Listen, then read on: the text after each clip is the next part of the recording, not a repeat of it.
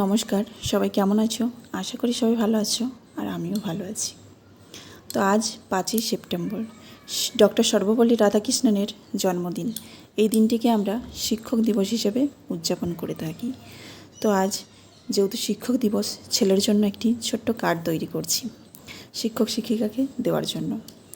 আজ শিক্ষক দিবস উপলক্ষে সকল শিক্ষক শিক্ষিকাদের জানাই প্রণাম ও অনেক অনেক ভালোবাসা।